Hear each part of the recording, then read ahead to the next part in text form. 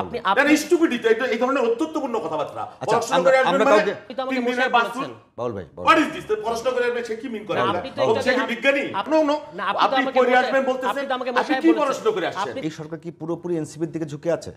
আচ্ছা, তার আগে আমি একটা জিনিস বলি। জি বলেন। আদর্শিকভাবে আপনাদের সঙ্গে বিএনপির নৈকট্য আছে। আচ্ছা, তার আগে বলি যে বিরোধটা কোথায়? রাজনীতিকে যদি আপনি চালাকিতে পর্যবেসিত করেন তাহলে যা হয় সেগুলো হচ্ছে আমার প্রিয় ভাইয়ের কথার মধ্যে আমি এগুলো পেলাম। আমরা তো একবারও বলি নাই যে এই সরকার নির্বাচিত সরকার, কিন্তু আপনি এই সরকারকে অনির্বাচিত সরকার এই ভারতের ভাষায় কথা বলেন কেন? এই সরকারকে আদালতের ভাষা হচ্ছে যে এই সরকার হচ্ছে জনগণের ইচ্ছা দ্বারা সমর্থিত সরকার। যদি আপনি এই ব্যাপারটা না বোঝেন তাহলে আগে রাষ্ট্রবিজ্ঞান থেকে এই ব্যাপারটা বুঝে আসেন। জনগণের ইচ্ছা দ্বারা সমর্থিত সরকার। প্লেটো অ্যারিস্টটলের ভূমিকা পালন করেন, এই কথা বলবেন না। নো আপনি পড়ে আসবেন বলতেছেন আপনি কি পড়াশোনা করে আসছেন? আপনি তো আমাকে মশাই মূর্খের মতো কথা বলেন এখানে। আপনি তো আমাকে মশাই বলছেন। বাউল ভাই হোয়াট ইজ দিস পড়াশোনা করে আসবেন সে কি মিন করে সে কি বিজ্ঞানী? আপনি একটু আগে মশাই বললেন কেন? বাউল ভাই অবশ্যই মশাই। আচ্ছা, আমি তাহলে আমিও তো বলবো পড়াশোনা কি আমি আপনাকে বলেছি? হ্যাঁ, তা কাকে বলছেন? আমি তো বলেছি যে যারা এটা বোঝে তারা পড়বে। তুষার ভাই আমরা শুরু করি। বাউল ভাই এই ধরনের অধ্যত্ত বেয়াদবি এগুলো করবেন না। আপনি একটু আগে বলেছেন বেয়াদবি এগুলো করেন না। আপনি ব্রেক করেছেন ভাই। তুষার ভাই আপনি নর্মস। তুষার ভাই আমরা পড়াশোনা করে আসবেন মানে আপনি কি পড়াশোনা করে আইছেন? না আপনি বাউল ভাই আমরা ঢাকা বিশ্ববিদ্যালয়ের ছাত্র ছিলাম আমরাও। বয়সের কথা প্লিজ এই কথা বলবেন না। রাজনীতি বয়স পড়াশোনার কথা বলবেন না। আপনি কি পড়াশোনা করে আইছেন? আপনি কি সক্রেটিস না অ্যারিস্টটল? না, সক্রেটিস অ্যারিস্টটল হওয়া লাগবে না। নরমাল জিনিস বাউল ভাই ইসলামী বাউল ভাই আপনি স্টুপিডিটি এই ধরনের অত্যন্তপূর্ণ কথাবার্তা পড়াশোনা আমরা করে আসবেন মানে কাউকে হোয়াট ইজ দিস? আমরা কাউরে ব্যক্তিগত আক্রমণ না করি।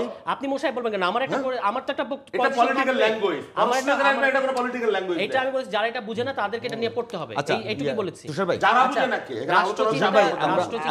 আমরা বলি যে আমি আবার বলছি যে বিএনপি এবং এনসিপি, আমি আবারও বলছি যে আমি চাই যে বাংলাদেশে একটি রাজনৈতিক দলকে আরেকটি রাজনৈতিক দল অন্তপক্ষে প্রশ্ন করার মতো অবস্থায় থাকুক এবং তাদেরকে খামোশ বলার অবস্থায় থাকুক।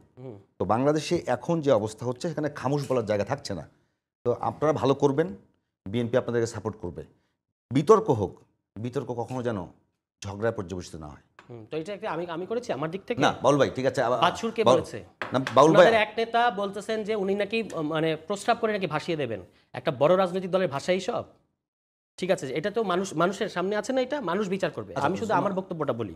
আমরা সামনে যাই। হ্যাঁ, আমি শুধু আমার বক্তব্যটা বলি।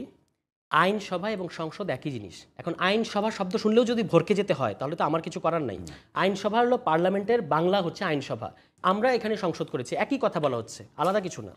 রাষ্ট্রচিন্তা কিংবা এই ধরনের ছোট ছোট গ্রুপকে এখন অবজ্ঞা করে উড়িয়ে দেওয়া যেতে পারে, কিন্তু গত আওয়ামী লীগ আমলে এই যে সংবিধান সংস্কার, রাষ্ট্র কাঠামো সংস্কার, এগুলো নিয়ে তারাই সবচেয়ে ইন্টেন্সিভলি আলোচনা করেছে। সেই আলোচনা থেকেই গণতন্ত্র মঞ্চ নামে একটা রাজনৈতিক জোটের আবির্ভাব ঘটেছে। সেটার সাথে বিএনপি মিলে আপনার এই যুগপৎ আন্দোলনে 31 দফা দিয়েছে।